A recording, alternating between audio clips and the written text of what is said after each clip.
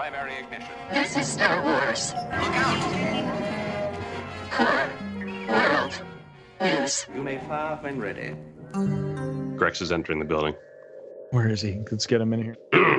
Good evening. Hey, Grex. From the bright center of the galaxy, I'm Greg Skondak, and you're listening to Core World News, your whole news service providing in-depth coverage of the latest stories from every sector of the galaxy.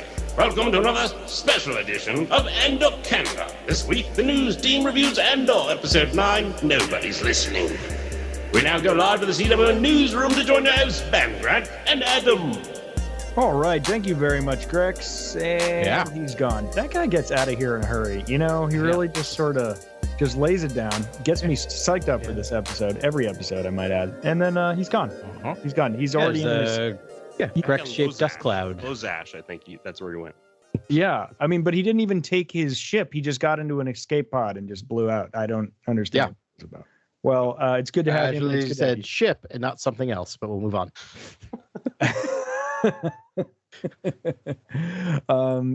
It's great to have you here. Thanks for listening to Core World News. Let's talk about this is episode 9er. The Great Niner, and this was going to be with all of our super intelligent hive mind and me leading the charge. This is the third episode of the third arc, so there's going to be a jailbreak and all this stuff is going to happen, and none of that happened. It's like it's other people had that idea too, and I was like, no, we're gonna take one more episode. We gotta get a slow burn with Andy Serkis. It's got to happen. Yeah. No, you got it.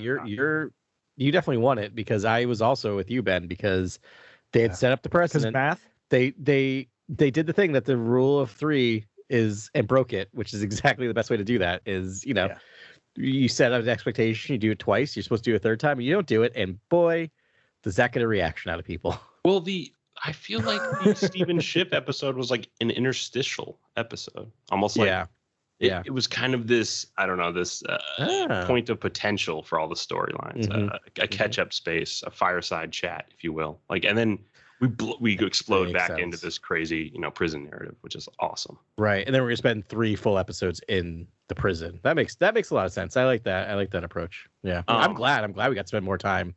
Well, glad's the wrong word. I appreciate it. I'm depressed and sad and anxious, but that's what this episode, I think, was supposed to make me feel. Well, before we go down that roller coaster of enjoyment, I'm burying the lead here. Adam, it's great to have you back. You missed a double header. Oh, yeah. Talk about being glad. Glad to see Adam has returned from Tasio Moon.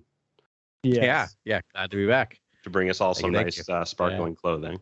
I don't want to put you under the gun here, man, but you missed Tales of the Jedi, and you missed episode 8, Narkina 5. Was it the last one, Narkina 5? Gosh, I have no grasp on time anymore. Yeah. I don't have anything to add about your coverage of the Andor episode, mostly because I want to comment on something, but it'll tie into what we're talking today, so I can kind of just talk about it then. Right. Tales of the Jedi, I agree with everything you all said. I just 2 things I want to kind of hit on real quick is that the episode, I agree with everything.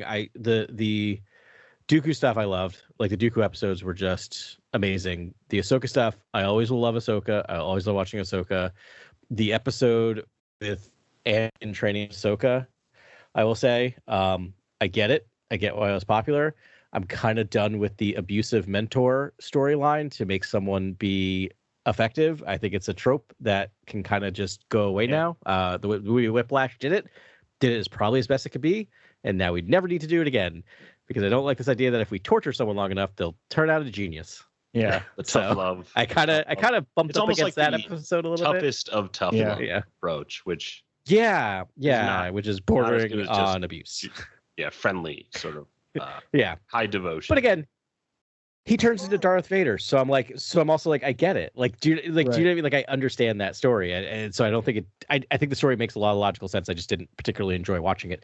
And then everything you said about the last episode, I can't agree with more. I'm sorry, between both of you, I don't mind fiddling with canon a little bit.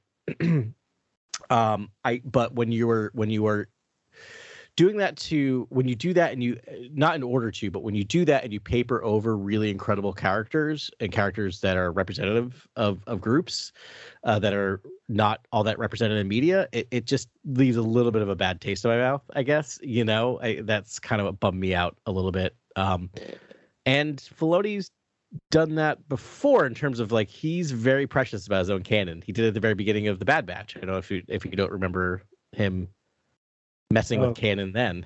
Yeah, so I don't remember the details of this, but I read about some of them. But yeah, so it's he was pretty loose with the interpretation of how Kanan's master died, right? Yeah. We had talked about it. I think we talked about, probably you can go back and listen to our coverage of the first episode of the Bad Batch, because I think we did hit on it then, but it's a little foggy, but I remember that discussion of, exactly. So when it's his characters and he's doing his own thing, he kind of will just do what he kind of wants with it. I mean, Ahsoka Tano is essentially, he invented that character, right? Is that? Yeah, that's his character. In terms of he clearly has carte blanche, but the thing is that he's steamrolling other characters. I mean, I know, like, I guess, but it's like, or he's steamrolling other authors. I still just have, listen, I'm positive about everything. I enjoy everything. I think Dave Filoni's a singular talent, and I'm glad he's involved, for a lot of reasons, but mostly he's tied at Lucas, but he's a real fan. Like, he really understands Star Wars on a level not a lot of people. Yeah, he's like the patron saint of Star Wars right now. Yeah, he's fantastic. I didn't like Tales of Jedi almost at all. And I mean, definitely the last episode just like put a bad taste in my mouth, because it just steamrolled a great piece of canon, and I'm like, are we paying attention to canon or not? And I really enjoyed I was one of the first one of the few people, I don't know, I was on the team that was like, it's okay that we make all of expanded universe legends. That makes sense to me for a lot of reasons. And I was excited to have true synergy in the new canon, and the fact that like for some reason Filoni is like immune to this, I don't know. It grinds my gears. It just just puts sand in my program. Aside from the Ahsoka canon crisis, and we don't need to relitigate that. I feel like, Ahsoka is going to evolve in so many ways in her series that she's getting that I'm sure a lot will be remedied from that. I didn't like Dooku stuff. I really want to hear what Adam thinks about the Dooku stuff, because the Dooku stuff to me was like we got a lot of progress within the actual the histories of the Clone Wars and why it all happened, why he turned, all this sort of stuff. And to me, that was like the deepest, I thought, story we've had in animation in a long time. And what I did miss from that story was kind of Palpatine and Dooku's first meeting. That's kind of what I felt like was missing. It was like a gap in the history there where I just wanted to know that part of the story. But what we got was impressive, and I loved the first couple episodes with Dooku. I agree. I was really all in on the Dooku stuff. I think one of you might have said this last week. I can't remember, but I kind of wish, why don't you just give us 6 episodes of Dooku? It's deep enough. I mean, I got so. Why can't Ahsoka catch on to it or something like that? Why can't she hear whispers, follow Dooku? Yeah, that's the story. I don't know. Here, I'll say something. I know we're trying to move away from the Ahsoka stuff, but I'm also like, that character had an entire series for her. She shows up in Rebels. We have her in the Mandoverse. Like, she's got a lot of storytelling around her, and we have a novel that covers most of what we already saw in that thing. But Dooku is a character that we've seen very little of, and like that's I want the depth of that, of like exploring lesser known characters. And that's the thing, is that we got very large turning points, but no real depth for me. Like, I tried to rewatch the Dooku arc, like the 3 Dooku episodes, and I just couldn't even get through it. It's like, it's really tough because there's major like turns. It's like even Mace Windu, like, oh, so he's the rule follower now in this situation. I mean, I will say in the first one, the first Dooku episode, when Dooku lights his lightsaber, and like it's clear he's going to go dark side to change the situation. I yelled out loud in joy. I was like, "This is awesome!" Yeah, I got stoked on that part. I loved it. But like the second episode with Mace was so cryptic and weird. It was like, I don't know, watered down Andor. Like, everything's like slow and moody and paced, but it didn't hit for me. So I guess we're going here. Fought, would that work for you? Because like I could have let that go in the canon. Yeah, sure. It's that the Tales of the Jedi. It was kind of all style, no substance. Yeah. And I really enjoyed the style, and like the moment where Dooku erased the files in the Jedi archives. That was weirdly the moment that I like yelped out loud. Moment. I almost needed that. Oh, really? In my headcanon. My head was my headcanon needed that. He got rid of Camino. Yeah. But I'm like, but that doesn't do anything, right? Like that's not a character development moment. That's not a plot development moment. It's just it's a moment for me. Yeah. Yeah. I mean, I guess, that was kind of cool. I was like, oh, I guess he did that. I don't know. That sort of took a little. It's still so cryptic. Like, to know what happened to Sifo Dyas. I mean, I've watched Clone Wars twice, and I still don't truly understand. Essentially, like, Dooku was supposed to kill Sifo, and I think instead he just kept him hostage and to be crazy in a cell for the rest of his life. Not really a big upgrade over killing him. And that got brought up in the last episode, in the Yaddle episode. But yeah, I don't know. I mean, the Ahsoka trilogy I could live without. That's almost why I want to see the meeting of Palpatine and Dooku, like that crossroads. That's a great story. That's where the story kind of begins in a lot of ways. That's the actual origin of the Clone Wars. And that was the kind of meat I was hoping for out of this. Like, tell us the tales of the Jedi, you know? Yeah. I mean, seeing Jedi Dooku was amazing, and that was great. But yeah, I mean, the middle one was really kind of convoluted. I think it was supposed to be about that battle for who's getting the council and the spot on the right. Jedi that's Council. What I took out of it. Yeah. And it was like, okay, Dooku's still been sort of fringe ethics, and he's actually vying with Mace, but that, like, it was a very subtext conflict there until the end. Yeah. Mm-hmm. I part of me thinks, like, when they told us what it was going to be, and then I jumped into the episodes, I'm kind of like, so we're going to take two complex characters and tell 3 12-minute stories about each. And then to see that they're trying to weave in a narrative too, because there is a narrative in each of these stories. I'm like, part of me is like, if you're going to do Tales of the Jedi, just do Tales of the Jedi, like similar to like Visions, which I think one of you brought up too. Like, just do 6 disconnected episodes of an adventure with a Jedi that you can have character moments in it, but not trying to tell not trying to tell development. It's just felt kind of slapshot or slapslot or beta test or alpha test new storylines. Let's see Darth Nihilus or Darth Plagueis, a moment with Plagueis, or who's the guy, the Rule of Two guy, Darth Bane. Like, let's do a thing with Darth Bane. Yeah, I think that would be a really fun story, because he starts out as sort of like on a mining colony, and I guess he's like just stuck in the mine. Yeah, it's just like arduous labor. It's like a whole real arc with that guy.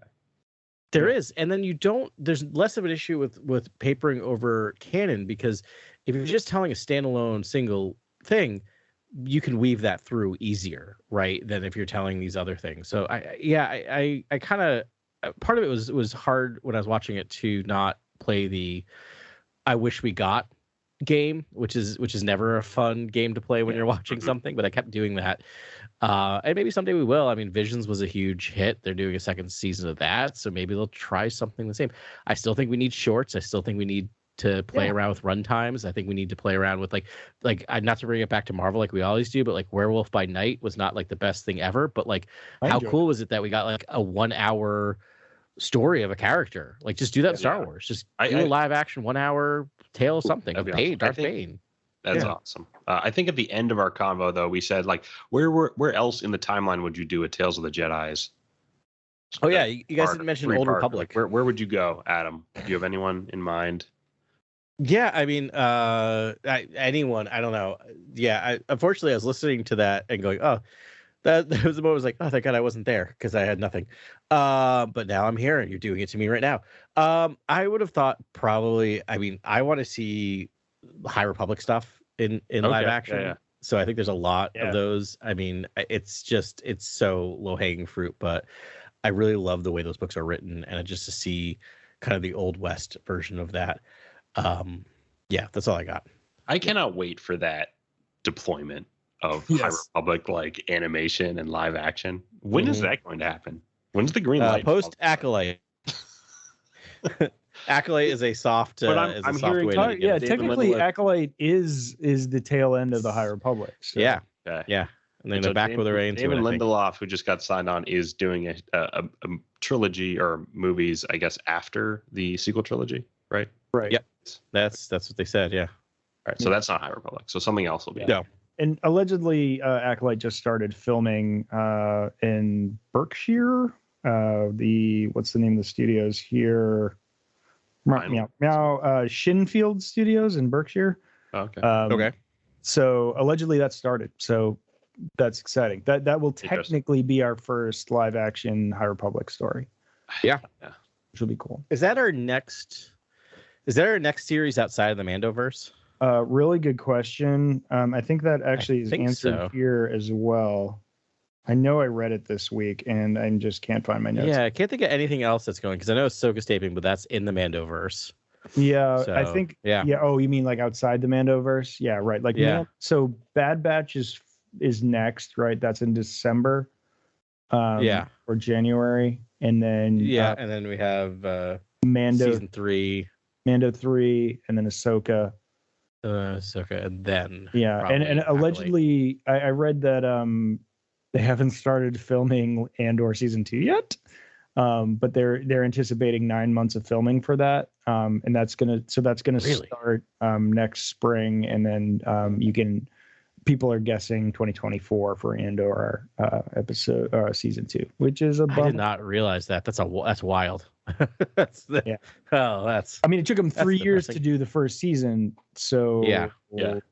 I mean, and I think they did announce some returning, not announced, but I think it's just it's known now, I guess, that that the main cast is coming back. Like we have Genevieve O'Reilly, Diego Luna, they're all coming back. Yeah. Stellan Skarsgård, I think, is coming back. So I don't think he's gonna. I don't think Luthen's story is gonna end until season, later seasons, because obviously he's not around for Rogue One, not around for the major rebellion. So right.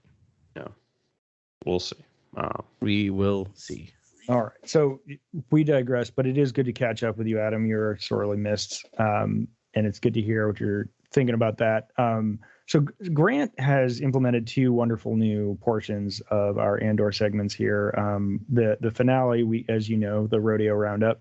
But also now we have the beginning. Yeah. The Morlana drop.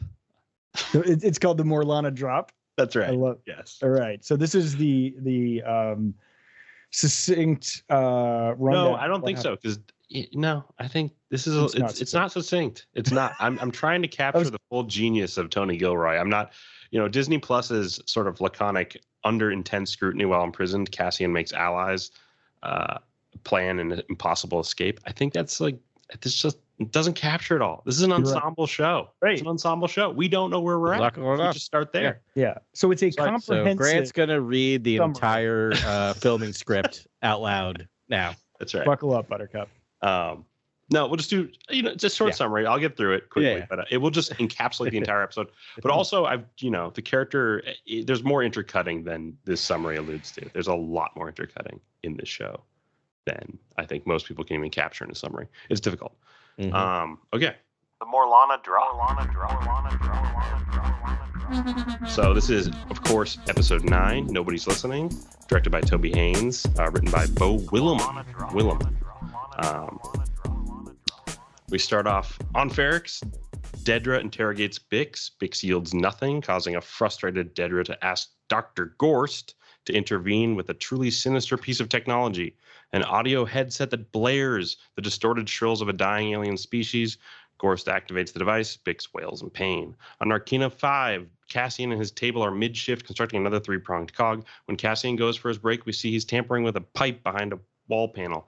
And upon returning to the machine room for the arrival of a new prisoner, Cassian whispers with a fellow inmate about a plot to escape. On the way back to their cells, they learn from Taga that something terrible has happened on floor 2.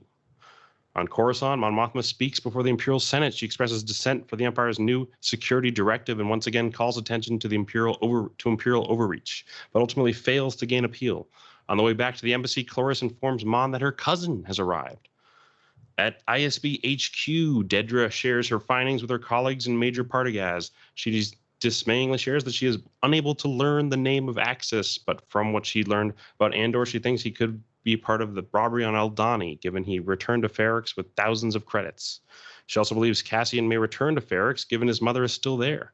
Partagaz sees Dedra's logic as sound and this new information as progress. Back on Narkina 5, Cassian and Kino have an impassioned exchange on their bunks. Cassian pushes Kino to tell him how many guards are on each floor, but Kino refuses to take part in Cassian's escape plan. When Mon Mothma returns home, she finds her cousin Vel Sartha spending time with Leida. Vel and Mon join Perrin for dinner, where they endure his patronizing remarks before having a more in-depth conversation away from the family. Vel questions Mon's involvement with Tay, while Mon asks Vel to act like a spoiled rich girl for a bit as cover. When Mon seems uncertain about what they've done, Vel assures Mon that they've made the right choice to fight the darkness that is the Empire. Back at Cyril's mother's house, Cyril eats breakfast while his mother berates him for ignoring him while stationed on Morlana 1. When Cyril informs her he's been promoted, she changes her tune and exclaims that Uncle Harlow will be pleased. Later, Cyril confronts Dedra outside ISB headquarters and thanks her for the good word that led to his promotion. She tells him she simply gave him a clean bill of health and that he is never to stalk her again, or he'll find himself in a cage on the Outer Rim. Speaking with Tay in her home, Mon Mothma learns she must meet with a shady Chandrilan banker named Davos Skaldrin in order to cook her books and avoid Imperial scrutiny. During another ISB briefing, Dedra informs the Bureau that a pilot connected to the rebel collaborator Anton Krieger has been captured and interrogated. The pilot said Anton is planning to raid a power facility on Spellhaus. Dedra cleverly asks to stage a crash with a dead pilot inside so Krieger won't get spooked. Back on Narkina 5, and after another grueling shift, Ulf suffers a stroke and a medtech is called to assist. Unable to help Ulf, the medtech euthanizes him. Kino and Andor ask the medtech about the event on level 2. He tells them a worker from 4 was set for release, but was instead cycled back into a work table on level 2, and that's when there was a rightful unrest and the entire floor was shocked to death. Around 100 prisoners dead. Kino takes this news the hardest as he's been following the rules while the prison system he serves is willing to break them. Ordered back on program, Kino and Andor leave the skywalk. Feeling betrayed, Kino gives Andor the information he's been asking for. No more than 12 guards on each floor. Roll credits. Yeesh. So much going on there. Thank you, Grant. That was fabulous. It got better at the end. Yeah, it's a lot to wrap your noggin around. There's like so much. I was like, is there going to be another scene? Is there going to be another scene? As I was watching this episode, and and there just kept being more, and it's so intriguing and so heartbreaking at the same time. This was really like you really felt the trauma and the brutality of the sort of unchallenged authority of the Empire in this episode. Yeah, like, I really felt terrorized in this episode. Yes.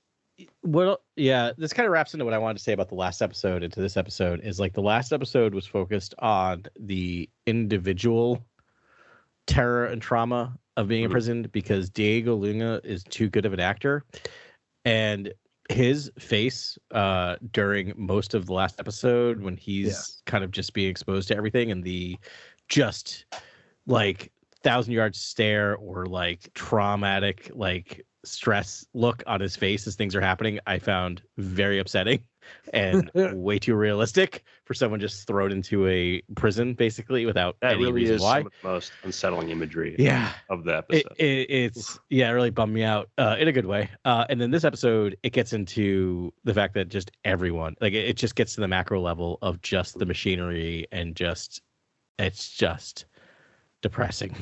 But again, really good. Like Carly and I finished the episode and went, oh, that was rough. Let's never both like, go to prison. I know, but Carla's like, but I still really like it. I'm like, no, I really like it too. But it's like those episodes.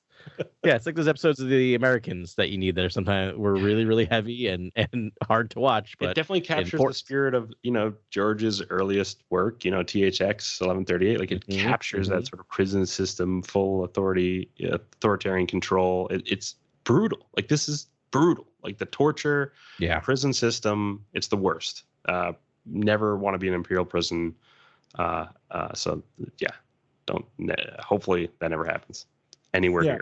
Anywhere around us. Yeah, and just to be safe, let's never tell anyone where our space station is. Fantastic stuff. I mean, I guess we could go towards the beginning. I mean, obviously, like just probably the most uncomfortable portion was the torture.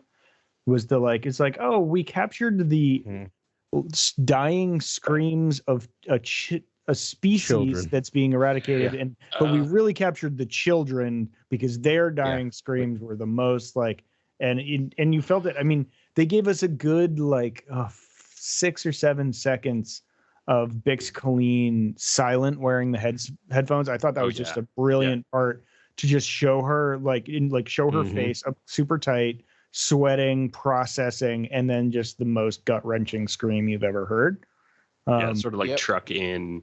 The camera pushes into her face. Yeah, it's extreme close, and then it's brutal. It triggers the headset. Yeah, just brilliant acting. In that scene, I think Adriana Arjuna's performance in that scene, I think, is probably the best performance. It probably won't be in our roundup as best performance, but I would argue that I think that's the best performance. Can I just next to the Andy Serkis stuff? It's just that's just mind blowing. And I have to say, my second watch through, I watched Catherine Hunter as Edie Karn.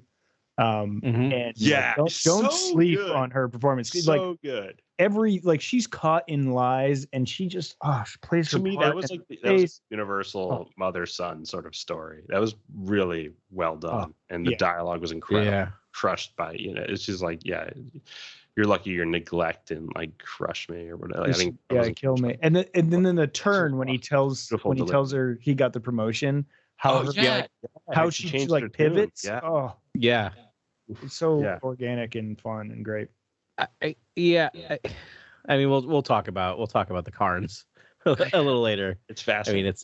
I mean, it's. I mean, I'll just say another name, Norman Bates.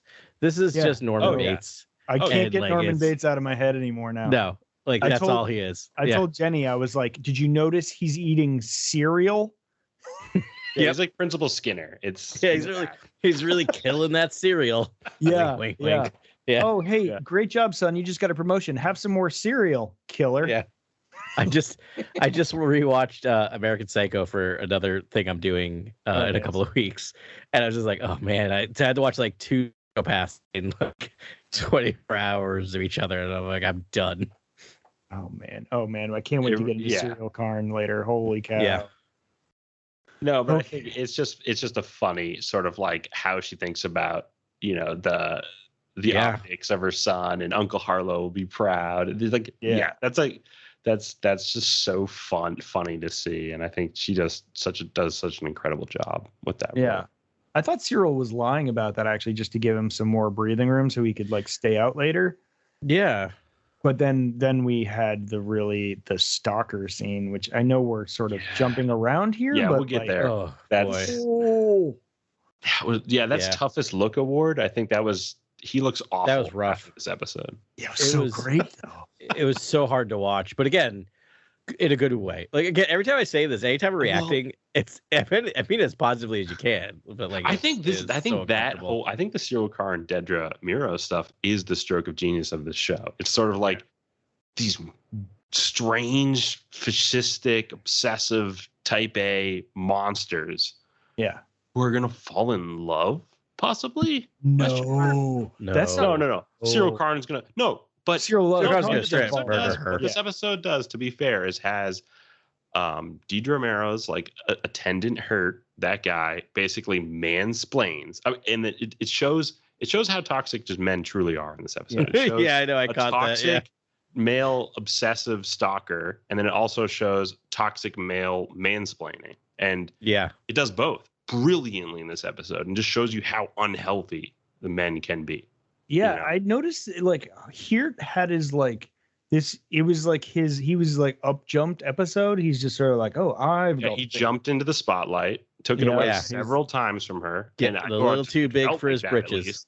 Yep. Yeah. And this other guy, this obsessive guy, is just devoting himself to her and says he'll be, loyal to the end of his days. And she makes it's just all the creepiest stuff imaginable. If there was a vacancy for here, then maybe she's got someone. But I just don't know what she would do. I don't. Yeah. To me, I would think she would both of them and bring on a woman and be like, I'm done with this. No, I can't imagine after that interaction. There's no way that she uses him in any capacity that would get that he would be anywhere physically near her. Yeah. I still think he's would going to hope go. I think he's just going to mess everything up for everyone because he's going to go on his own little. He's just going to become mission. the Riddler or Joker and just go rogue. And just Yeah. complete Yeah. nightmare. Yeah, I think that's probably the best thing. But because my response to both Hirt and Karn was that Deirdre will find a moment to crush them both like the bugs they are. I mean, I actually thought like Hirt was a pretty, like he was a very helpful, good character up until this episode. And then he's starting to be a little up jumped, which is the way of a fascist like hierarchy. Yep. But Yeah. This is how it's supposed to go, actually. It's But just I'm dog eat hoping they dog, show. and it's Darwinistic and it's disturbingly competitive. Yeah.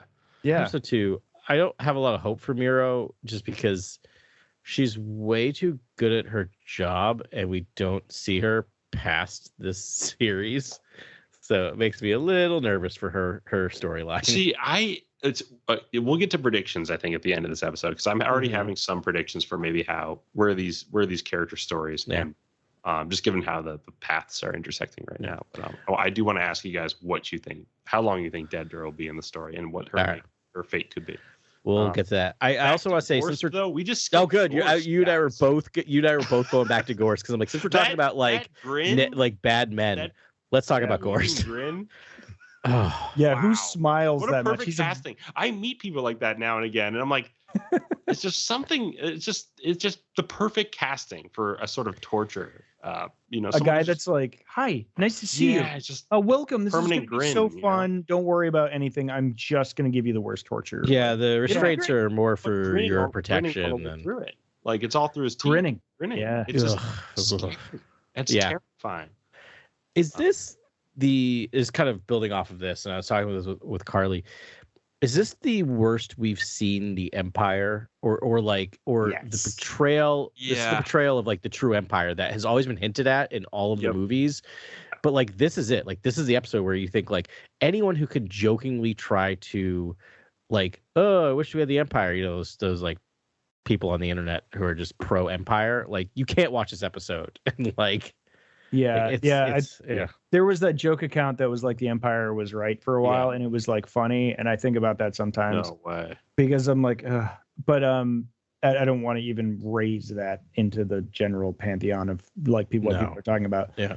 But yeah, I mean, short of Alderaan being destroyed, that was like a gut wrenching moment, but it didn't have all this like play up into it. Like you never really see how bad the Empire truly is. No, you could almost write that off. Droid is not threatening. It's like bumbling and looks dumb, and you're just, okay, I guess torture is happening in the room. And you could almost write this is true, terrifying authoritarian techniques. Tarkin's pretty terrifying. But that's the thing, like, that's the thing is you can write that scene off on Tarkin and just be like, it's Tarkin. It's Tarkin's obsession. As opposed to this, like you just see every element of the Empire from the lowliest low. Like even that torture scene is horrible because they're using torture. That's horrible that they are using the voices of dying children, screaming children. Yeah, when that was explained, I was like, we're really going there. We're really doing this right now. And that's horrible because they wanted to steal the resources off this planet. And then it's horrible because they gave them the order to do that. Like, it's just like every level of that shows every level. They said the species makes a sort of like pleading noise. Yeah. Oh, that was the most disturbing line I've ever heard spoken. I was like, that's terrifying. That's alluding to like people, like a species that sounds like goats. I'm thinking they're humanoid. That's what I'm thinking. It's like, there's a scene from The Boys that actually it reminded me of, but I'm not going to get into that. But it's disturbing actually. That's like some really disturbing just line of dialogue.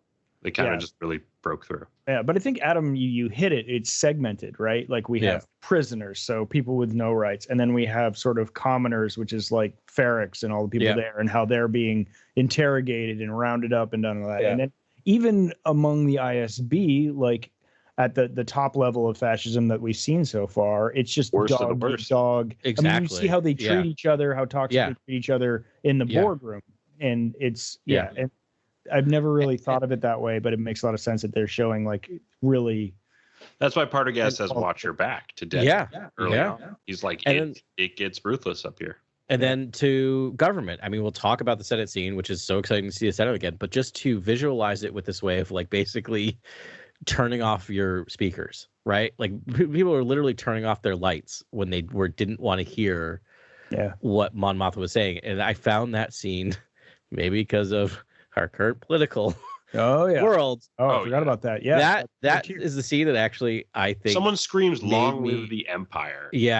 I think that scene, and probably because of when that aired and what's going on, the most disturbing of anything in this entire episode, because it felt so real. I've suppressed so much of this in this episode, and I watched the second time. My favorite line of dialogue may or may not be from that scene. Okay. I love that scene. I just love seeing the Imperial Senate. That's what I me too. was hoping to see more of in the show, and we're getting a good amount. This is actually perfect amount. I'm fine. It's great. That scene's incredible. I feel like that's great. I don't know. Gorst is scary. The device is scary, but like Dedra, I think she sells that scene as truly terrifying. Like just the way she's speaking. Yeah. She's so calculated. This is mechanical. It's rote for her. She knows how to like achieve peak terror out of her subjects. You know, we saw it with this like no leave. And I forget green sweatshirts guy's name, who's now going to be killed, which is terrible. Because he was a favorite, but let's like leave him there and be like, why are you leaving him? You know, just she knows how to evoke the most terror. It's strategic for her. Yeah. And well, I have predictions about that as well. So we'll talk about how that. How scary is it when, after that first shift on Arcana 5, well, obviously we see Cassian planning to escape with the whole, the shiv in the panel and all that stuff. But just how crazy is it when they start hearing about some sort of event on level 2 and they all start freaking out on the skywalk and the doors are both shut, so all the people are on the skywalk in that moment.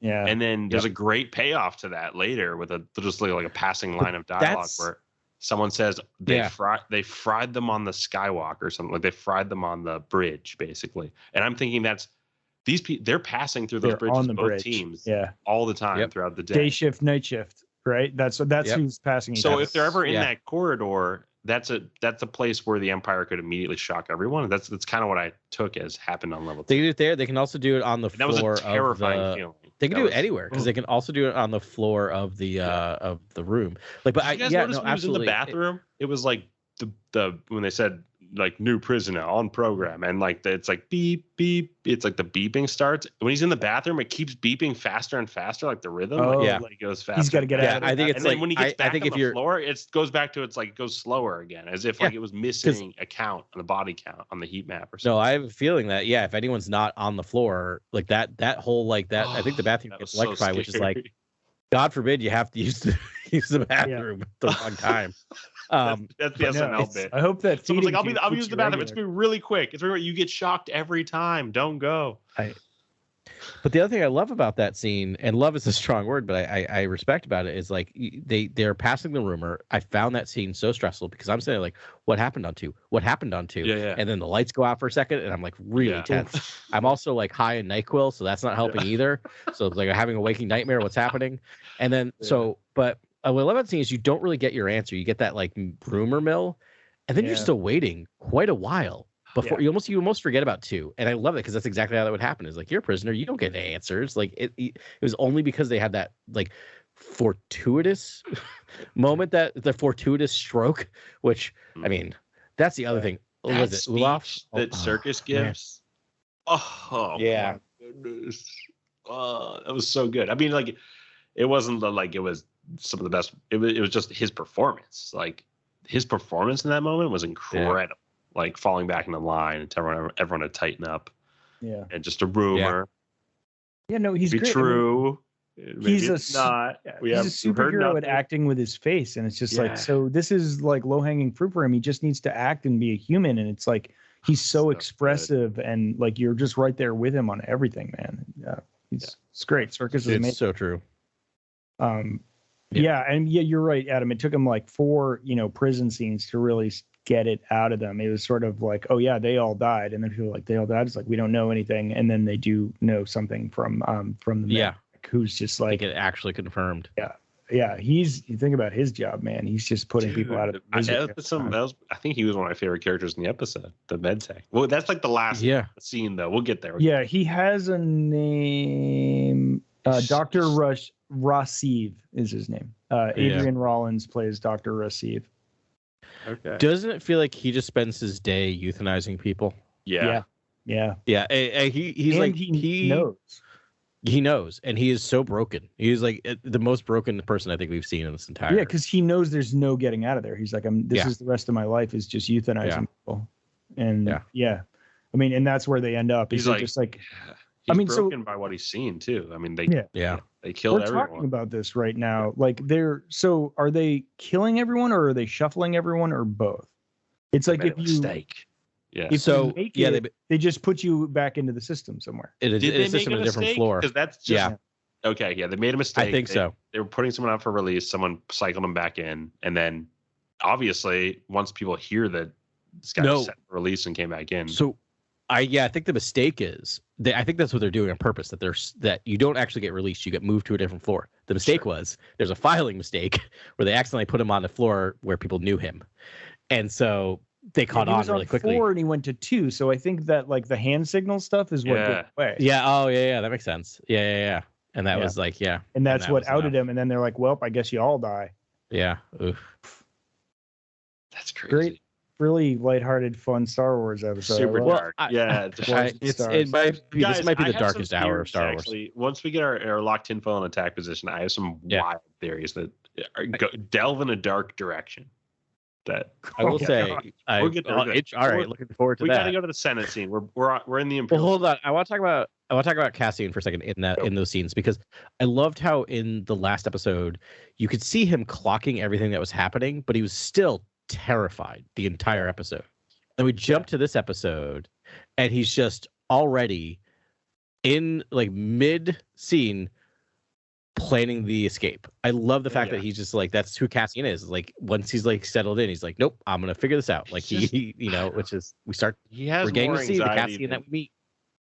Yeah, the amount of anxiety he has is just unfair. It's painful to watch at times. I'm like, he has always been a rat in a maze. Like always, he's always been stuck. Yeah, like trapped in the gutter, and it's just like and under surveillance and monitored, and he's always just hiding. I'm like, he never just gets to flaunt his stuff and be out and about. Like he's always being hunted. That's just his character. Use that metaphor, he's the rat that's also constantly chewing to get his way out. Like he just doesn't sit there. Like here's another random question that Carly and I noticed, and love to get your thoughts on it. So when they do on program, everyone puts their hands way behind their heads, interlocking.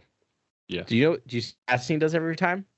He doesn't interlock him. He just touches his head. He doesn't. He barely touches like above his ears. He's the only one who does that. Yeah.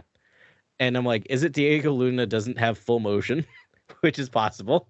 Like he might have injuries that he's not able to do that, but I think he was pretty physical in the last episode. Or is that some weird character choice? Is that like his own little defiant moment? Yeah, he's always like, pushing at the edges of authoritarian control in the system, right? He wants to know where there's weak points, right? He's trying to find weak points all the time. Yeah, he's trying to critical hit the Empire. Like I get it. Or he's just he has the natural skills from his whole upbringing to critically hit the Empire. Right. Yeah. It's just that weird. I just keep noticing. I noticed it since last episode. Yeah. I'm sorry, I'm watching the episode going, and he's doing it again, and it's just so fascinating. He's the only one who doesn't put his hands interlocking behind his head. Yeah, I'll watch next time. Yeah, I thought they all kind of did that, but I think you're right. Maybe. Well, I just like how I don't know.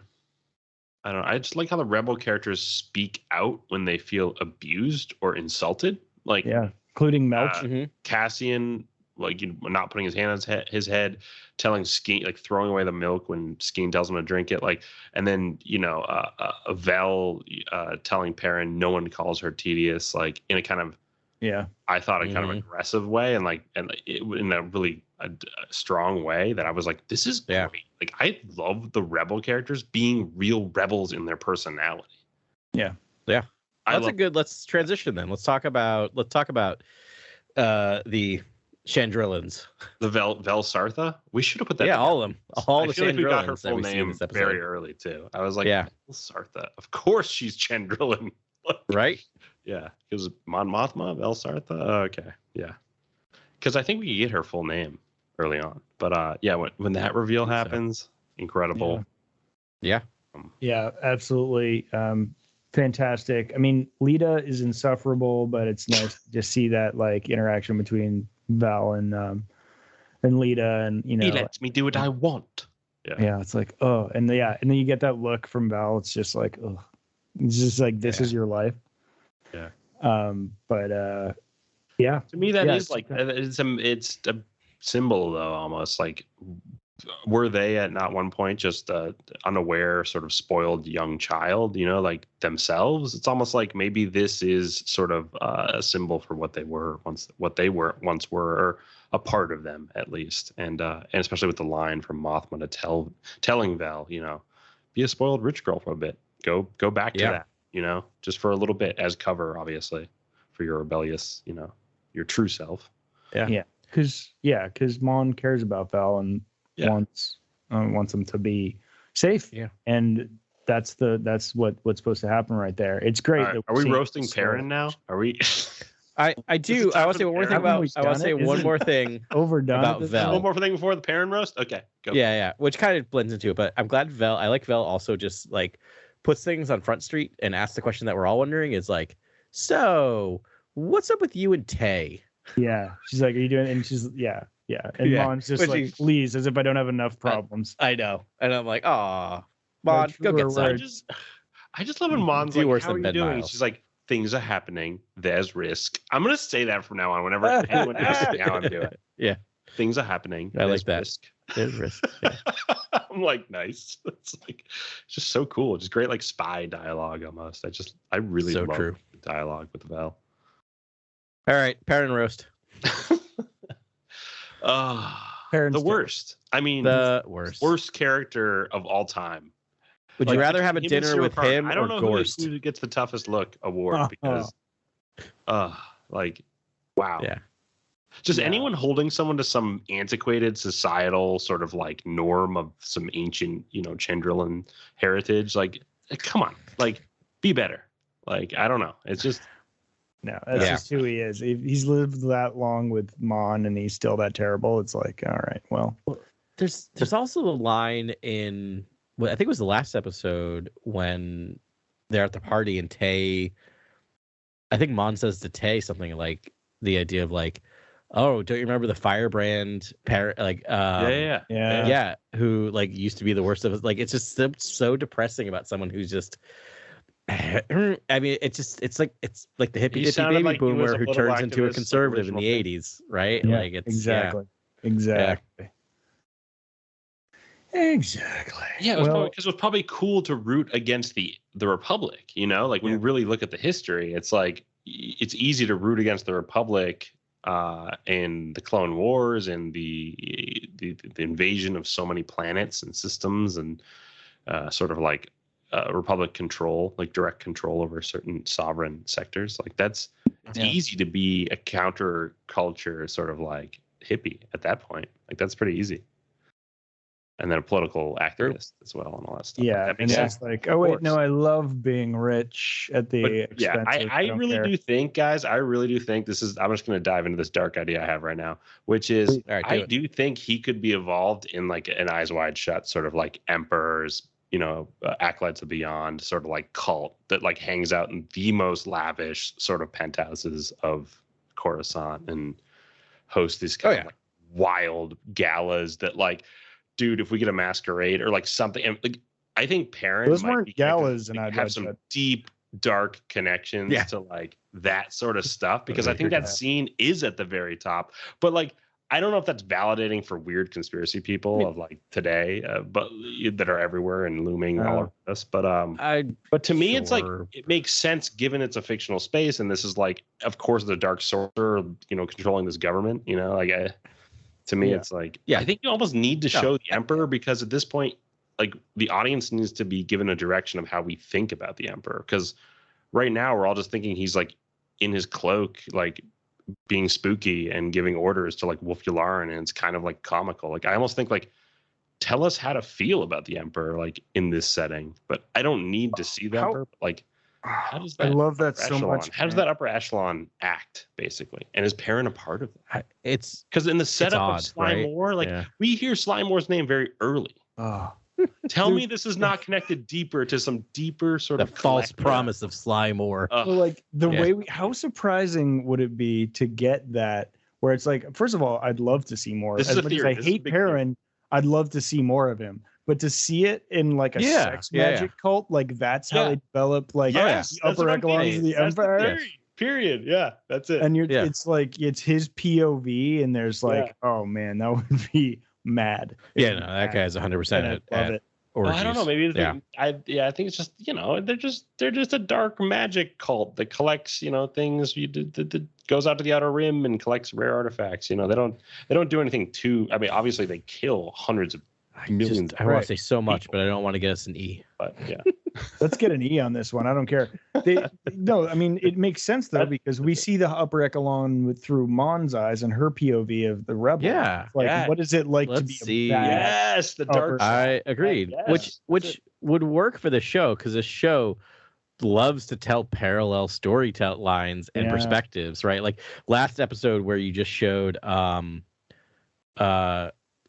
I They've can't already remember who it shown was. Perrin being promiscuous. They've set up everything for the Eyes Wide Shut thing direction. Yeah. The story. Honestly, Oh, everything I look at here, I'm like, oh, we're going to the cult. With the Emperor as the Yeah. Grand Master, that's so filthy. I but don't think he'll show up, but I think No, he doesn't go there, but Sly Moore and, Sly will. More appearance was Yeah. name dropped basically, and I think that's Oh, what you get leading it. And she's like, I don't know, doing some part of the ritual. I don't know. Chekhov's sex Ninth party. gate level. Chekhov's Sly Yeah. Moore. Yeah. Check out Sly Moore. I wouldn't put it past. I mean, this show is really going there with a lot of things. I mean, it's not going to go there, but like Not- highly imply like a weird like party that's like Yeah, like as dark as this prison gets, but for Eyes Wide Shut. And like this prison show's obviously not The Wire or Oz. It's not getting that crazy. It's just it's showing it in a terrible way. It's terrible. It's dark. Ooh, like it's bad. But I got think real what they close could do to with full Perrin, frontal it could nudity be- last it could be- episode. It could be I don't know, not so explicit. It doesn't need to be explicit. There's some quick cuts in that shower scene last episode. Which shower scene? It's in the prison. They cut to the scene. I swear this is not NyQuil. Yeah. No, there's a couple where I'm like, that guy, you can see down to his knees, but it's so out of focus that you can't see anything. But that guy is fully nude, and they cut right before you can see Schmiegel's butt. But What's the his name? show has constantly had like implied sex throughout the show. Yeah, it is. The So I most don't adult understand why Star it Wars, couldn't yeah. just imply it with Perrin and this Exactly. strange cult Yeah. at the top echelon of power in Coruscant. I don't. That could be very simple. I think it's very simple. It doesn't have to be as dark. Oh yeah. No, just a feeling, just Explicit as it needs to be. implied. Yeah. And I Yeah. hate myself for saying this, but I think I could imagine a not full redemption arc, but a pseudo redemption for Perrin, where at like sort of the last minute he realizes how great his wife was and how wrong he was his whole life, and maybe gives his life to I don't know. At push this her out point, the door. You said it. Really? You're one for Perrin redemption? I mean, we are coming from Star Wars. I can't go on that train. This character I cannot wait for this character to go. I'm like very excited. But I want him to know at the end how, like, who he was married to and floundered all that and took it. Yeah, that needs to happen. I agree with that. He needs to know that Mon Mothma is like this titan of this nascent rebellion, and like that Do we he lived know and was so Yeah. Yeah. Do we know the timeline of Mon Mothma's leaving the Senate and becoming a full-time rebel? I think it's like 2 or 3 just before her BBY. appearance in Rebels, I believe. I think it's mid Rebels. No, yeah, it's during Rebels, Okay. actually. Yeah. Yeah. So I think we might get some of that then in season 2, right? And so if that's the case, I want to 3 or 4 years away from that, I think.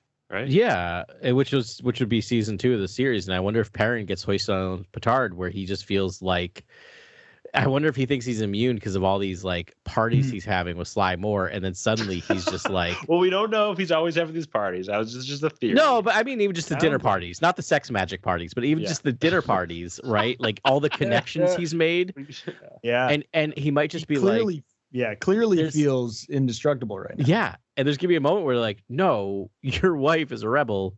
You're not going to prison for that. For like there might be a cut where we might see Perrin in the factory. Perrin and Leda, or like just getting killed. Like if I mean, as soon as she makes that announcement, that could be a death sentence for a family. Yeah, or someone if they're not dead already. Or the ISB could make the Empire makes mistakes. I mean, someone could go to Mon Mothma's apartment to spy on her, like the cleaners and Michael Clayton, but then like they kill Perrin or something. You know what I mean? Like, and then for sure, she gets to like blow that up in the news nets and all this sort of stuff, and then she gets to go on a little bit longer undercover as a sort of rebel. You know, like there's ways to do some fun Perrin stuff, so it doesn't always have to go towards. Wow, that's way more Perrin than I thought we were going to talk about tonight. But okay. Of all the characters in this show, that's too much Perrin. Moving on, we got to move on from Perrin. Oh man. All right, so the stalker scene is after that, and we talked about it a little bit. Adam, did you say you had some sort of Cyril Karn stalker prophecy? No, I mean, I just that he is. They're setting him up to be Norman Bates. I mean, and so he's gonna end up killing a woman. It's just. I mean, that's with the way this show is going and the way they're setting him up. It's either gonna be. I think it's gonna be Cassian's sister. I have yeah. What are your? No, you go for it. I have a big theory for Cyril Karn. I have to think he is going to become Dedra's number 2. I don't know. I hate that idea because after the stalker scene, it's like, what a creep. But after seeing Hurt sort of like steal the spotlight from her, and she's the possibility that Karn could be just a dog on a leash, you know, it's like, to me that could be what she's thinking as well. And therefore, I could very well see a scene where maybe Dedra has Luthen, gets access. She's got to get access at some point. Maybe she gets Luthen at some point, but kills him or something, takes him out, and then, or she wants to bring him in, but then, Cyril also wants to bring him in. Like that could be this dog eat dog thing could happen, or she kills him and then he sees that the system is just not justice. There's no justice in the system. Like he needs to understand there's no justice in this system. That's what he needs. That needs to be burned in his brain. He needs to understand that the Empire is not serving justice. It's tyrannical and it's fascistic and it's wrong. And he needs to see that and he needs to break him. And then he needs to maybe kill Dedra or kill himself. I don't know. I think the killing Dedra is. I think he will then, if that's the way it's going, which I think it makes a lot of sense, he will then see Dedra as just a part of the Empire, like a symptom of the Empire, and see the Empire's sickness. See it firsthand. Yeah. Because that's actually what I thought too. I was thinking actually that like, we had thought at the beginning that he would have this sort of rise through the Empire, but it's like I think it might go the other way, where it's like this is the most sycophantic. Like he's the Riddler. Empire, like I'm almost thinking he could either be the Riddler and be on the outside. I'm thinking he's going to go in because I'm like the suit is just all this foreshadowing for eventually the Imperial suit is going to be like that new car. Yeah, and like I don't know. To me that's just the setup. But if he's on the outside, he's the Riddler. Like he's like, wow, there's no justice in this system. Or I'm going to be a vigilante, go all the way to the end with this hunt, and then I find out there's no justice in this system. And go crazy. Yeah. That's because I was thinking maybe a different path, but ending up the same way, where he does end up in that box in the Outer Rim, and he's sort of like all I ever wanted to do was serve the Empire, but he just keeps getting kicked down. I mean, he's a terrible person, but it's like, of course he's going to keep pursuing. And then, like, I think Deidre is going to be like, okay, now you're gone. Like, you're gone. And all of a sudden he's there railing and he's in a prison in the Outer Rim and like, in wondering where he went wrong. Yeah, I don't know. I think that would be a fun outcome for this too. It's just sort of like, oh, you think you're on the right side, but what if you're really on the wrong side? See what happens? Yeah. Yeah, that needs to happen, I think, to that character specifically. Yeah. Tay Kolma, I think I love Tay Kolma. Like Mon talking to him about meeting Davos Skuldrin, which can't wait to meet that character. We're all excited to meet this character. Seedy Chandrillan banker, I guess. Right? This is huge. This changes the complexion of the show completely. I think for me, the fact that they're going to enter the scum and villainy gangster aspect she's into gonna the get show. her hands a bit dirty. Yeah. It's like a Underworld, pillar yeah. of Star Wars, right? Like Yeah. in a way, the sort of, the seedy underbelly There's so many of the Empire. noir overtones that it's like, bring on the gangsters. Like, this will be fun. Yeah, let's go. So, For sure. I'm excited. Yeah, that's gonna be great. I mean, he's like, I can always keep looking, and then they cut. What's interesting is he's like, I guess they label him like, I guess when they're speaking about him, they're like the richest, basically, I guess, financier of criminal, I guess. Well, the richest criminal on Chandrila. Yeah, richest criminal essentially. Yeah. It seems interesting too, because not all she needs, but she needs what, 400,000 credits? Yeah, is the cost. And it seems vaguely analog. No, I thought you just took that out, and now they're going to scam the accounts. Right, so they got to deposit it. So she's got to put it back in. They have to deposit 400,000. Yeah, well, you know who suddenly has a ton of money? Oh, Luthen Rail. Yeah. So I wonder if that's going to be the final solution for that, or the final fix for that. Which but it's too close to connects them to the thing. Like, they can't have any money flowing out of Luthen. He's the shadow financier of the rebellion. Yeah, it's true. And I mean, all of his money, that's got to go through a separate account to get to actually buy X-Wings and AC-30s. We got to buy the X-Wing. That's that. Yeah, and don't forget the AC-30s. Yeah. Oh, and also the DC-17s. Yeah. Yes. Also, speaking, no Luthen this episode. Right? Yeah. I thought I'd miss him, but again, we have just so many heavyweights. Just punching at full strength. It's, I don't know. I loved every performance in this episode, and Andy Serkis, I think, just annihilated. General prediction. We're gonna have an uprising on Ferrix next episode.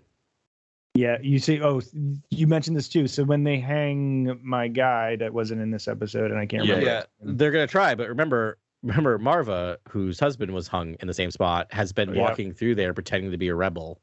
Like, I think one of two things are gonna happen. We're either gonna see an uprising, or we're gonna see the death of Marva. Which I don't know with the show, man. They could totally just kill her off, and then you get the tragedy of like Cassian hearing about it and not knowing about it because he's in prison, which would be super depressing. But that total fascist, like imperial captain needs to go. Yeah. Oh yeah, that guy. So that would be fun. There's so much because now we're invested in all these characters that they've had so much like really great development. I mean, there might be some plot armor for Marva because, and not just plot armor, real armor, because that was said in one of the meetings, the ISB meetings, which we haven't really talked about too much of those, that she was to be kept alive as bait. Yeah, as bait. Yeah, which would make sense. Which is why I mentioned that, and then just kill her off next episode, right? So unless they do it, and then they're like, okay, now we have nothing. But then it's what if she has the same end as Cassian, but it's just kind of smaller scale? Yeah, that'd be great. Like brings the weapon into the place. It's a shotgun. That's a shotgun she's carrying around. She's rolling down Ferrix with a shotgun. Yeah. I want to see her deliver a one-liner and just annihilate the guy who's the commander. The blom blom. Yeah. It's gonna be interesting. I mean, they clearly are setting her up because like last episode she is not well. Right. I need to see unhinged Marva. I can't wait to get old and be so weird. Rick's Road. She doesn't walk Rick's Road, but she's gonna walk it tonight, and it's gonna walk right into that hotel. She's just gonna be like, empires are built on hope. Blam! Rose petals, doves fly. Yeah. This episode directed by John Woo. Yeah. Marvelous. Yeah. Anything else? Oh, then there was the whole Atto Krieger. So there's a Krieger reference, which was a reference to the last episode. Mm-hmm. Krieger was the one that Luthen Rail was trying to buddy up with Saw Gerrera and his group. Apparently one of his pilots were captured. And wasn't this exactly what Luthen Rail wanted? Was like, he's like team up with the Air Force to help them. So this is like, it's a really backdoor way to loop in Saw Gerrera's group and that, and Luthen Rail's movements. I wonder if it's a plan to get for the pilot to even be captured in the first. I wonder if Luthen is sort of playing through four-dimensional chess with the maybe ISB. Just to see what happens. Yeah, like Yeah, would he really allow one of his, like a pilot? Yes. Yeah, and I kill. don't know. I guess it's Anton Krieger's guy, so I don't know. I can't speak to Anton Krieger's Well, man. he would want it because he would hope it would be a public death or it was something he could report on. But it was Deidre's idea to fake the death to make it look like an accident. Yeah, that was really cool to see her. So, I mean, like, God, do you root for her? Like, she's just Yes. you do. I do. Eventually, they're just like, you want her to win in those meetings where you're just like, yeah, you have the best idea in the room. Go share, like, get it out, and then I guess you can kind of. It's easier some ways to root because you know the end of the story, like the Empire loses, right? Yeah. So, but you do want her to be successful because she seems like the most competent person in the room. Yeah. I know. She's like, what if we fouled the ship? If we did it quickly, staged it properly, let it drift into traffic? I was just blown away by just like how she thought out that whole thing. I was and it would have to be towed into Kafrene, and that's the rings of Kafrene, which we saw in Rogue One. Right. One of my favorite, locations, actually. Yeah. And Krieger is a separatist. Okay. We learned that in the last episode. That Saw says he's refers to him as an old separatist. So separatist holdover. So there, if we see some of that, which I think we will see the fallout of that faked death, we might get some battle droids, which would be fun. That'd be some rebel battle droids, which would be really cool. I really do want to hear a separatist talk about the transition from the Republic to the Empire, because to me that's like the ultimate vantage point. It's like you were on the side against the Republic because you saw Azor being like sort of favoring the cores and leaving nothing for the Outer Rim. Like that argument is in the Tales of the Jedi, the Dooku stories too, and like I love that. I love that idea. I think it's an overtone in the High Republic. I think it's all over the place. Yeah. It's sort of like the Outer Rim is just forgotten, disenfranchised sort of worlds, and then and they're left with scraps, or they destroy each other, and there's no real like sort of planning or for their survival or anything like that from the core. And then so to me, there's like an interesting point of view from the separatist point of view of like, then the Republic became this sort of military industrial complex, turned into the Galactic Empire. Like we were always on the right side of history. Look at how terrible. Well, that's the thing. So so they did that. They got pulled together and riled up and revolted, basically by the person running the Empire or the Republic. But anyway, so they get in this war, then they lose. The Empire is formed, and now they're much worse off than they were before. Like if you think of it from a separatist standpoint, like anyone that's left has to be like, come on, like not only did we lose, but they made it worse. Yeah, it's terrible. I think that I can't wait to see. I hope they incorporate Anton Krieger into the story at some point. I love them. Yeah. And Pai Meng, I think, is also mentioned. Yep. Another catch.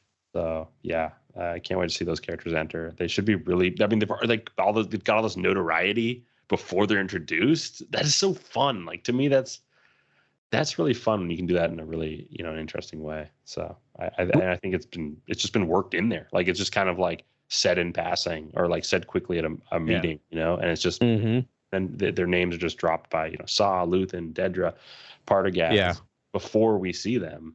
I can't wait. Yeah, it's setting up all this anticipation. Question for you guys: when you heard that they had captured a rebel pilot, did any of you get a tingly sensation that maybe you might see a person that a character that you've known previously in Star Wars? And I'm not saying anyone in particular. I'm just saying someone you're familiar with. I'm laughing because this is kind of the worst answer. No, because this show has completely stopped me from ever thinking they're going to tie it into anything else. Yeah. So I may have started, and then I went, stop it. It's not going to be anyone. The only character, but it's going to be a great character. Like my favorite pilot from Rogue One, which is Anton Merrick, who's I guess the leader of Blue Squadron. Oh yeah. And but like the pilot's dead, right? Like Gorst got to him, and he's like, or I guess he's not dead, but he's like the shell of who he was or whatever. And then they're going to kill him in the wreck, right? So I don't know. I thought it might have been, even though he's not quite joined the rebellion yet, or been affiliated with Ghost Squadron yet, is Lando Calrissian. I was kind of hoping it's like, okay, we've captured this pilot. Yes, I'm so sorry, but the pilot was able to shoot his way out of the blah blah blah. Like I thought that might have been the thing. I don't know. You know, I don't want Lando interacting with all these nerds. Like Lando has way too much swag for this show. That's the thing. Like off camera though, it's just like someone just like shot his way out of a thing, and like somehow it's like something Calrissian. I guess that wouldn't work because Lando would like thread the needle and get away. He'd never get caught. Because after that he gets a contract. He's a sportsman. What about like, Jax the Rabbit? What about? Oh, that'd be amazing. What about Wedge? When did Wedge leave the? Not till that's all written. later. That's all written down. Yeah. So like, I feel bad that I don't have my books in front of me. But like, yeah, that's in. I think. After there aren't really any known. About his past. There's not really any known rebels existing right now, except for maybe Hera maybe on her own, but that's it. Hera Syndulla. Yeah. From Rebels, but I didn't really. I just thought it would be whatever. Okay. New. Yeah. Fanboy Ben here, just chiming in. No, I love that you're keeping hope alive. I like it. I know. It's just if not, it's going to be a very interesting character though. That's why also the show. I'm enjoying the show. Is like I just every time like they do like a hero moment, like when they like introduce I can't remember his name today for some reason. I keep calling him Schmeagol from the Lord of the Rings. Oh, Andy Serkis. I have Andy Serkis. I just can't remember Andy Serkis. Kino. It's like the game that you play in bars. There you go. When they introduce him, they give him like a moment of like, you know who this is, and I'm like, oh, it's because it's Andy Serkis. But I'm like, but then the character is so much better than if they had to tie it into being some other known Star Wars character. I'm like, this is one show where I'm rooting for like always be a new character. I was surprised they put him back as sort of like an enraged, shouty person, and I was like, "Don't you want to change it up? I mean, we're gonna recognize the shout is very similar to Snoke shouting, right?" But all right, I'm game. Let's go. And then turns out one of my favorite characters of all time. Yeah, loving Kino Loy, loving the sort of turn at his transformation at the end of this episode. And you know what we were all really wrong about? We discussed his casting, Andy Serkis's casting, and we were all like, definitely creature. Like, right. I mean, you gotta assume absolutely, because like that's what he's typecast as, and that's the kind of subversion I'm here for. I love that he's a human character. I would like more creatures. I'm on species watch, and there's just not enough for me. Like, there's not enough aliens in the show. I mean, I need more. I will say I need a 70% increase. I agree. Aliens. But I will say we're spending a lot of time in the Empire, and the Empire is not a welcoming. Like there's like we see like 2 or 3 aliens in the background of the party scenes, which is a bummer. But I also kind of appreciate it because it was probably very true.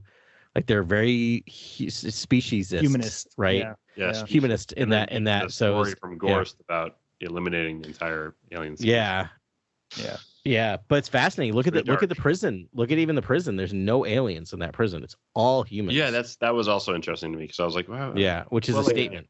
Yeah. You could explain that away with like the type of work they're doing. A Zabrak is basically a person with horns. Like I don't know why a Zabrak couldn't be a Pantoran, a Pantoran is basically it's a blue human.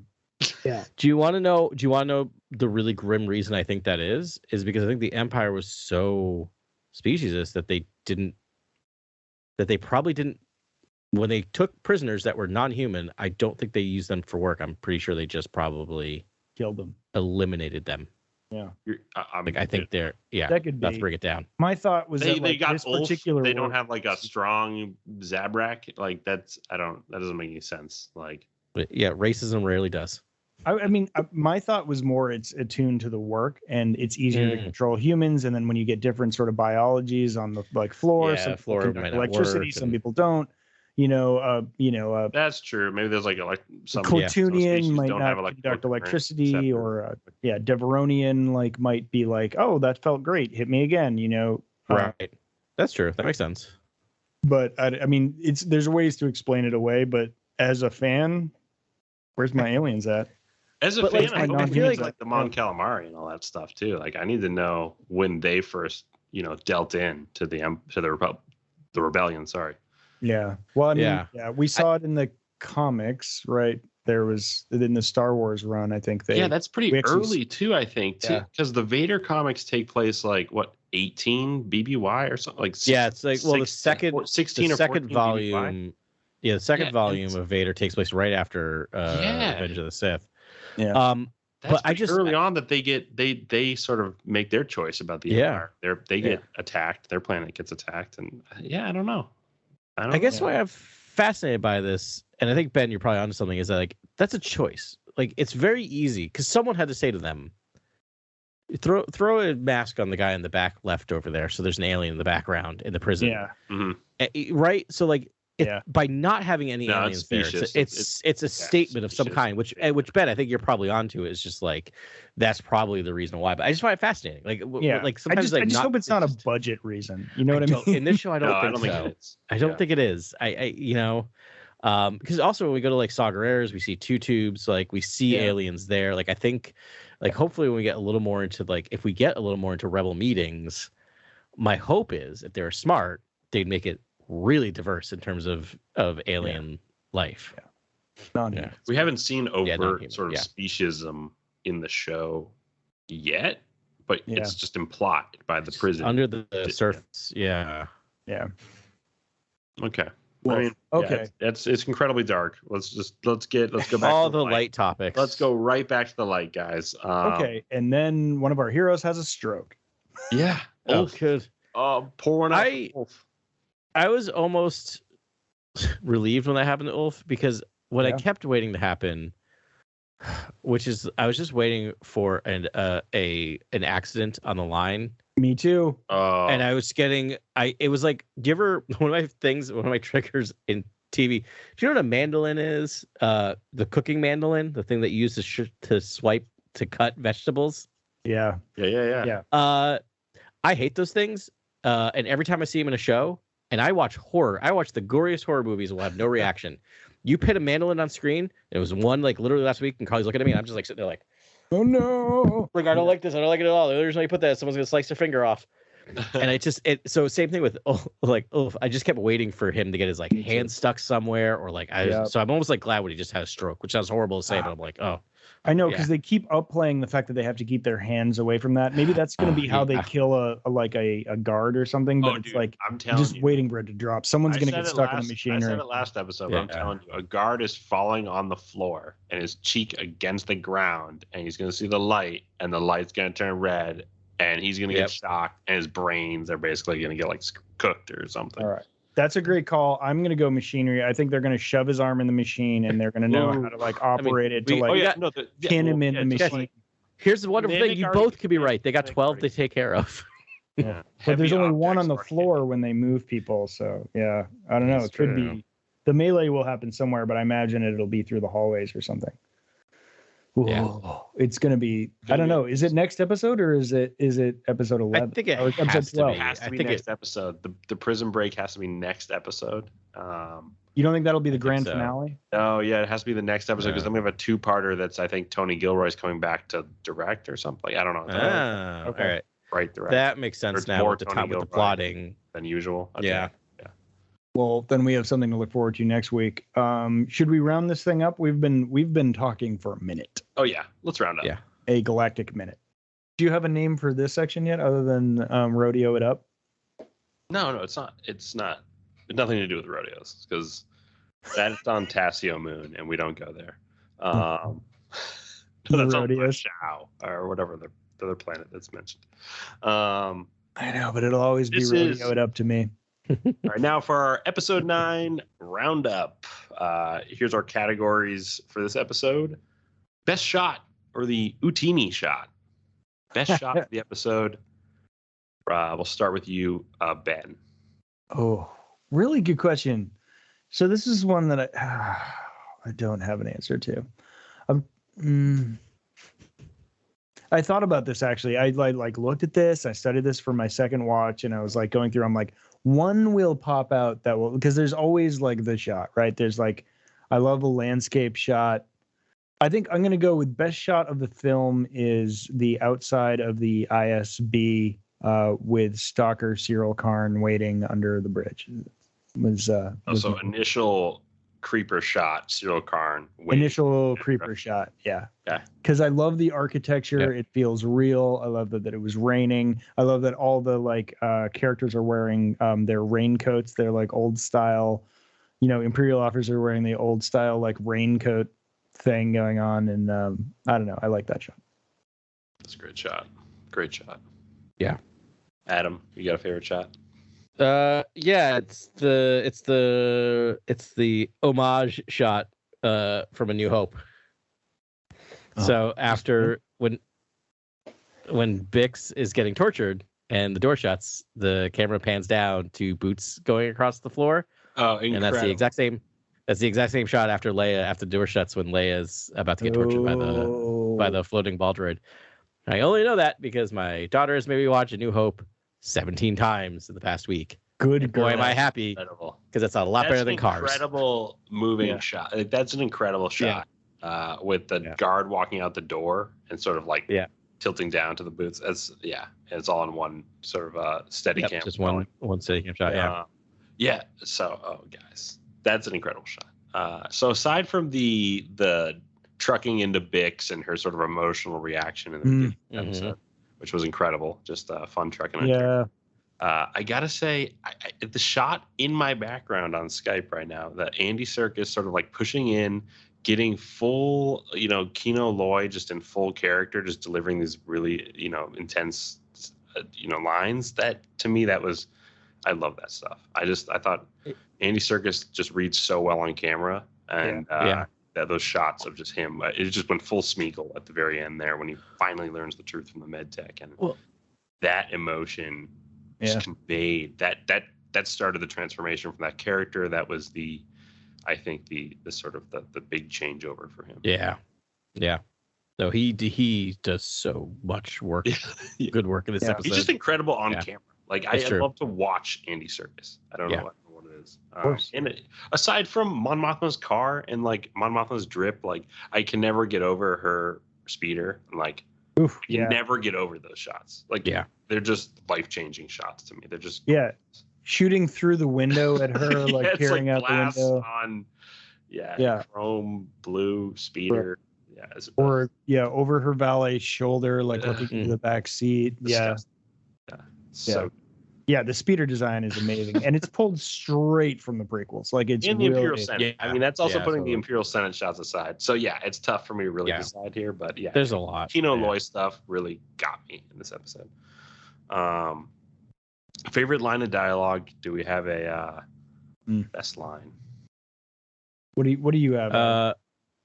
Let me pull it up. Okay, it's also from the same scene. It's much like I found the Deidre, the Miro and the Bix scene very upsetting. I did love the exchange back and forth, and I love Deidre Miro talking about fishing and all of that in the line of like, "You're in my net, Bix. Are you a fish or are you a thief?" I just love the fact that I love when you drop a metaphor halfway through. Like I like the idea of like fish or thief. There's someone who's. But it's a weird metaphor. Oh, okay. Yeah. It's like, are you a rebel, a fish, or are you just a thief? Which I love the fact that she doesn't try to like cram another thing in there. I don't know. I really enjoyed that line. I love pretty much anything Miro says. I will 100% be by. I like my that. Quote I like that whole piece of dialogue. Yeah. Because, at the end there, she's like, the difference between me and them is I try or something. Yeah. And I was like, oh my goodness, like she's the high achiever of this cohort of ISB. Like, and the total antithesis of, like she's the one that tried. This is actually the character that I dreamt up for Obi-Wan when I heard about that show initially. Oh, that's a good point. I was I like, didn't think about that. Sort of totally your Obi-Wan character. Like, basically, eventually, like sees the Emperor, is awarded a medal by the Emperor because they've just been so astute in, I guess, progressing the Empire's goals. Right. And she's the nemesis that Cassian doesn't know exists, right? Cassian's whole song is that like they don't care. No one tries. They don't have to try. Like they just like plug you into the machine and like, but she's the one that actually does try, Try. Yeah. He's like, they're not That's listening. the other to us. thing. No one's there. Nobody's listening. Yeah. You know, but like, Deidre Mira's actually listening. No. And it's just that funny thing. I keep reminding myself, like, because these plot lines are told very separately, right? That she's looking. I keep forgetting in some ways that she's looking for Cassian. I can't really explain why. I know that's her mission, but like with that, and I'm like, oh, you already have him. And that's the most frustrating thing is they have no idea they already have him. Yeah, which is kind of fun. Yeah, Yeah. it's like It's like an added level of just tension. the irony of the entire situation is that he's actually in custody. Yeah. So my favorite line's also Deidre Mira from that same thing, but I don't know. I guess it's boring or lame, but I just thought it just hit right with me, and it was the very worst thing you can do right now is bore me, and I just that's a great line. Yeah, one of the best interrogator lines of all time. Yeah, fantastic. Like that was so hard. Guys, I might give 2 awards to my line, guys. Oh, of course. All right, 2. I might. I think the Tay Colma scenes, like some of my favorent sort of scenes underrated. This episode when he's just sort of whispering about what the dealings are with the money and that whole situation, when he's like, "Time is not unlimited." I was like, I'm using that from now on for the rest of my life. Time is not unlimited.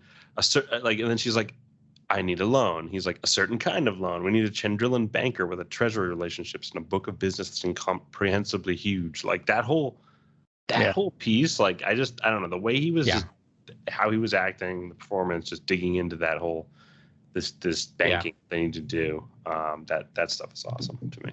Obviously part of it's destroyed all the time. I don't trust Tay. You don't trust Tay, huh? I don't. This episode gave me. He seemed to be like moving her in a direction that felt like a little. I don't know. Like I feel like he's setting her up. We'll see. Interesting. We'll see. He's also not a good guy in V for Vendetta, the actor. So that might be the other reason I don't trust him. That's probably it. Oh, that's right. Yeah. I have a couple honorable mentions too. There was the echo from last episode, the "We Take What's Left" by Val. I enjoy that. You know that she's like taking that lesson to heart. She's using it. And then "You've Been in My Private Box." That's the meme of the episode for sure. I thank you for mentioning that. I forgot about that. Right, private box. I have ways of knowing. I have ways of knowing in my private box. But there's I don't know. Yeah, that was the Norman Bates alarm went off. Right? That's exactly what I was like. Norman Bates, because like she doesn't also say anything. Her reaction to "I have ways of knowing" is great. Stooping on me, Mom. Yeah, but like, what's in his private box? And like, why isn't his mom talking about it? Like, I just, nothing good. Nothing good. So much weird prawn. Yeah, that was great. What's next? What's next? Best drip, best outfit. I think this is an easy one. Best drip is Val. Jenny, I had Val as I can wear that tomorrow. Yeah. Oh, Val? Yeah, Val's drip, like Sans. Yeah, overcoat. she comes in looking money. It's actually she looks very Skywalker, but like really high end fashion Luke Skywalker. Yeah. Like it's got like a gi with like the tight pants and the high boots and like all that. But Jenny's like, I'm pretty sure I've seen people wear that. They're like, I could wear that tomorrow. Like. Yeah, it's always going to be the shirt. Any shirt, the Chandrillans, right? Yeah, like, for me, it's Tay. Like Again, Tay. Always Tay. Yeah. I'm saying it's going to win. He's going to win 2 awards. Yeah. Tay is getting best drip because I would wear that all white sort of like kimono. Like I would wear that right now with the shoulder pads. Like yeah, it's great. It's a fantastic look. But I think I would be surprised if they are not selling a version of Val's outfit at Galaxy's Edge because they do have a higher end outfit shop in Galaxy's Edge where Carly bought. It wasn't like high, don't worry, it's not like thousands of dollars, but you know, like nicer, like actual clothes you can wear that's not like cosplay. That's like a takeoff of Rey's hood that Carly just bought and wears at least like once every couple of weeks just out in the world. So nice. I won't be surprised if they sell this. I'm not gonna have any money left after I go to Galaxy's Edge. It's gonna be rough. You can see behind me. Yeah. So did we all do best drip? Let's move on to the next one. chosen one or favorite character of the episode. Favorite character of the episode or favorite new character? No, just favorite character. I mean, Kino, bro. I know, right? Like I don't want to keep saying as. Yeah. Kino's great. Yeah. Deidre, we just talked about a lot. Dedra is destroyed. Dedra, yeah. I'm gonna go with Cyril Karn. Whoa. In this episode, just that story, that character, that yeah, he was lit this episode. Like, because he achieved peak creepiness. Like he did exactly what I thought and hoped this character would do, would become just the uber creep that I know he is, and we're starting to get that. So I appreciated the toughest look award too. Yeah. So toughest look award. Yeah. Okay, I guess. Yeah, kind of both. Yeah. Chosen one. Both for the same reason. Yeah. Yeah, I'm gonna go. It's hard not to go Kino because I've lauded him. I've lauded in. He's so Kino. Yeah, sorry. I love the shots. I'm just gonna go.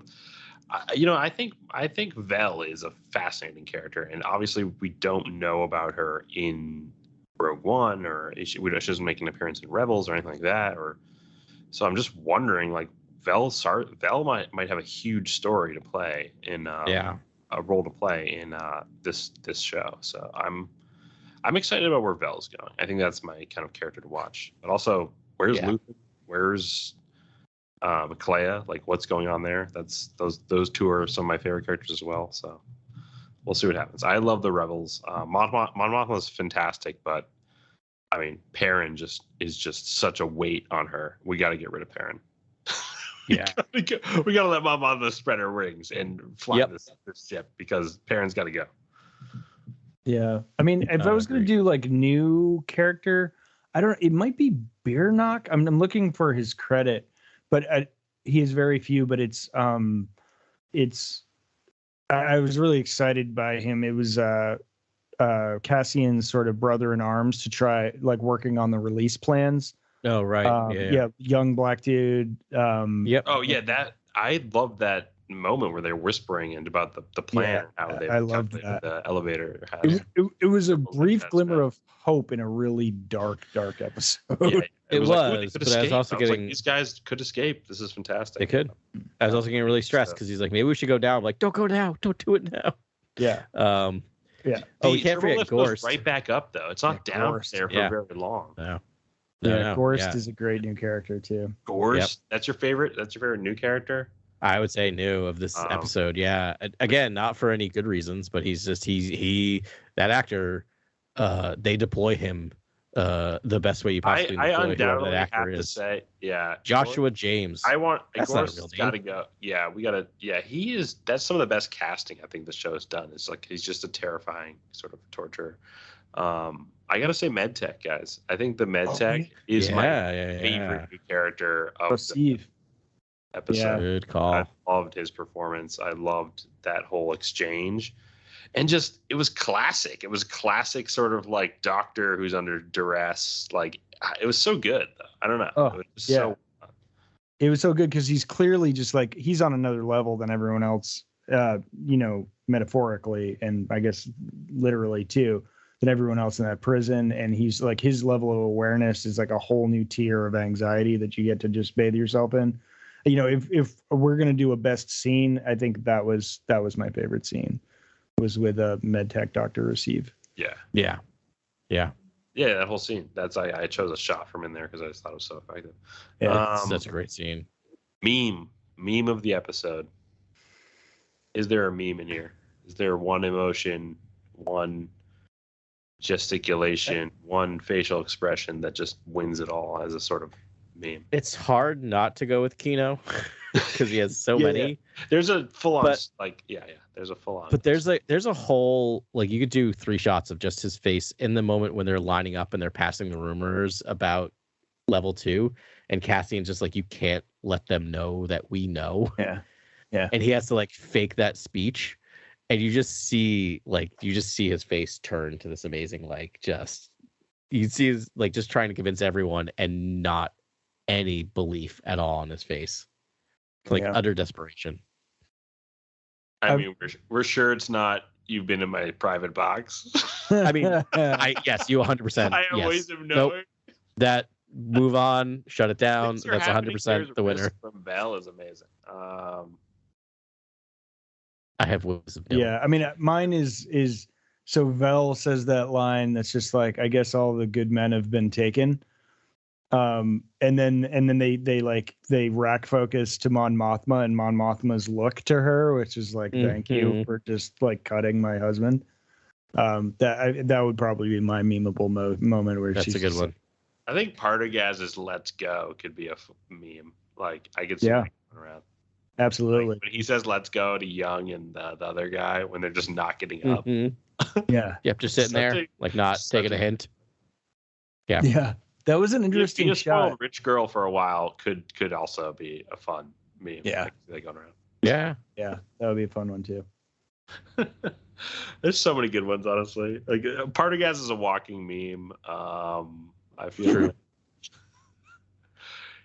I don't know. Cyril has now become a walking meme. Like he's now serial killer. Like it's kind of.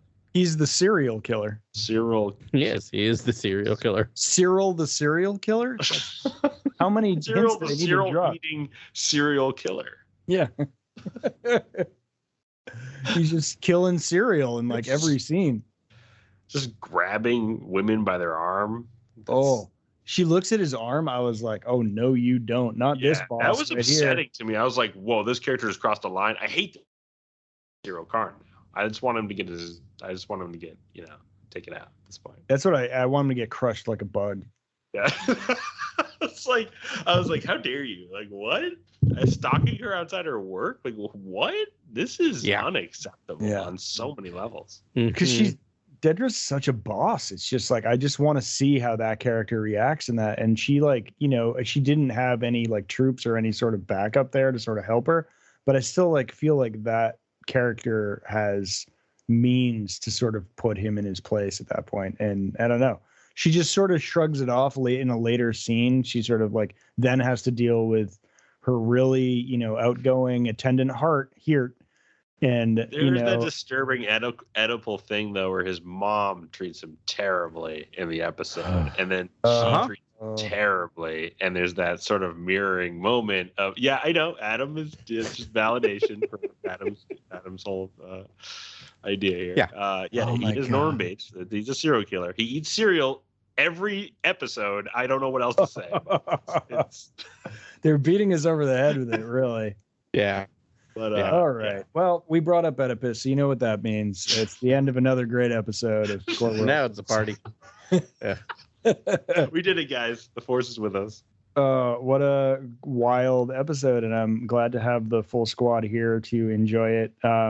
Next week, put your money on it. We're going to see a prison break. Can't wait to talk about that. Can't wait to witness that and then lose my mind on this podcast. I'm weirdly dreading it. So many people are going to die. I know. We know two that aren't. That's true. We know two make it out. That was a category I was going to add next time was scheduled for termination. Who's Deadpool? I like the go. Yeah. Scheduled for termination. I don't know. It's like I hope Kino lives. Honestly, I really do hope he makes it out. Yeah, and that's why he won't. I hope so too, but I agree. But I mean, like, I don't know. You have Andy Serkis, and unless it's something where you just because he's so scheduled, you can get him for like 3 episodes, fine. But otherwise, like, keep him around. You don't want to. No, I think he might open the door for them to get out and then sort of fall with the prison.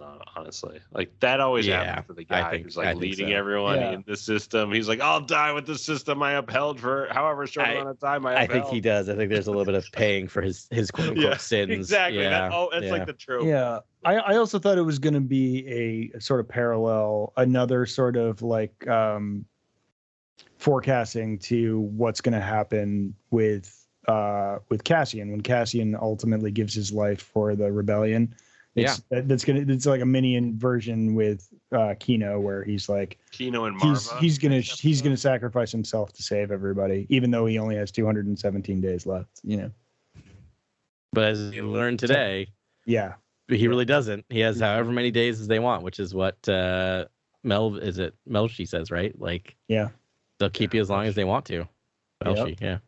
Yeah, Melshi knows. Woof. Okay. Yeah, woof indeed. Yeah. Yeah.